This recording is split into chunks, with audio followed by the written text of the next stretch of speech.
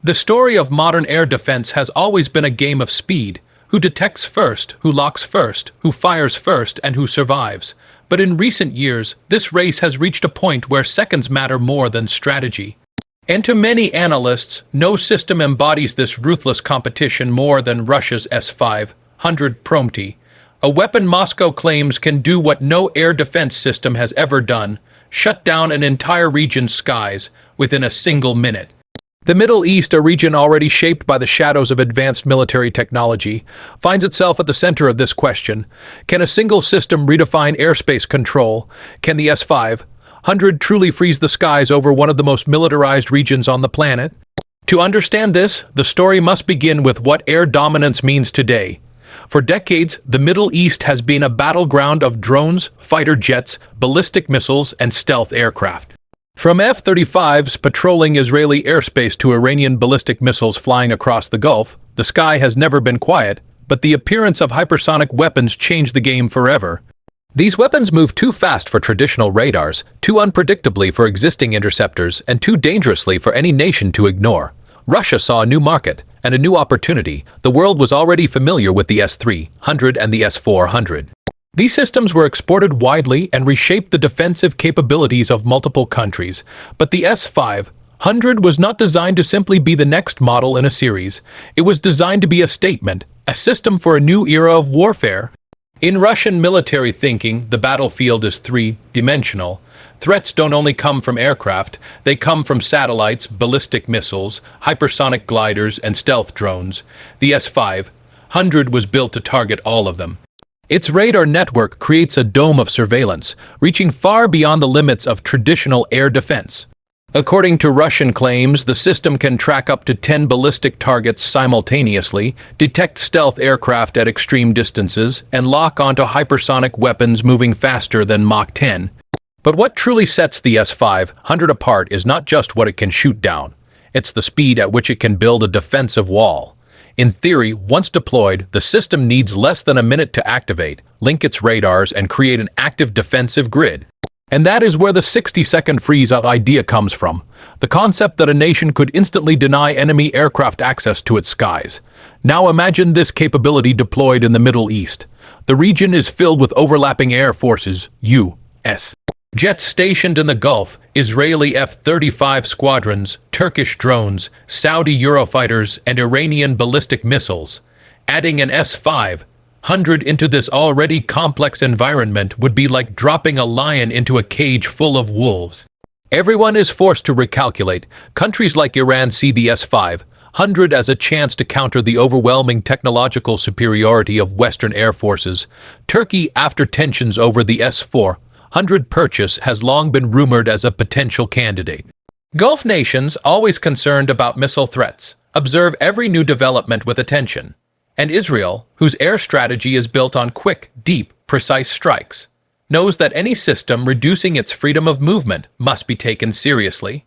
But does this mean the S-500 can truly freeze Middle Eastern airspace? The answer lies in capability versus reality. On paper, the S-500 is unmatched. Its interceptors can reach near space altitudes. Its radars can track stealth. Its response time is stunningly fast, and Russian engineers designed it to be a hybrid, part anti-air, part anti-missile, part anti-space system. However, deploying such a system in the Middle East presents enormous challenges. The geography is brutal. Mountain ranges, deserts, heat waves, and dust storms all interfere with radar performance. Political boundaries are tight. Air forces operate within minutes of each other, and modern stealth jets are not easy prey. Even the most advanced radar can struggle when the skies are packed with overlapping signatures from drones, missiles, and civilian aircraft. The second challenge is integration. No defense system works alone. It needs a network. A country deploying an S-500 must have early warning radars, command centers, encrypted data links, trained operators, and the ability to fuse multiple sensor inputs. Without this ecosystem, the S-500 is like an engine without a vehicle, powerful, but not fully usable. Then comes the question of escalation.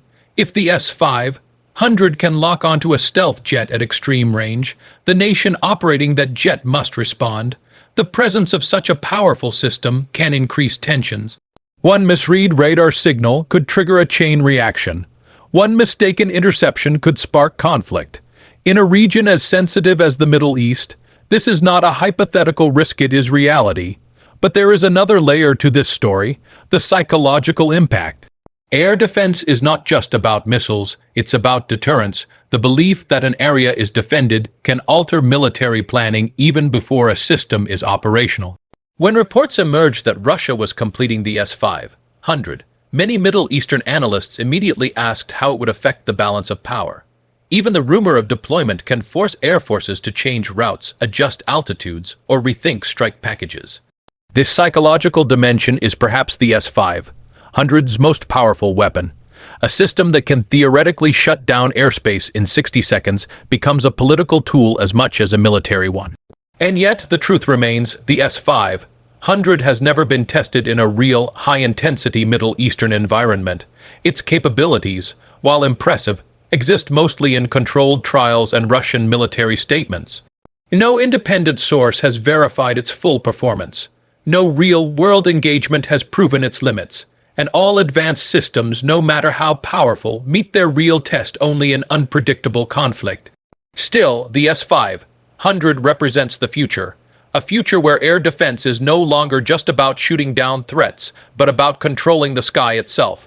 A future where seconds determine dominance. A future where nations seek systems that can react faster than human decision-making.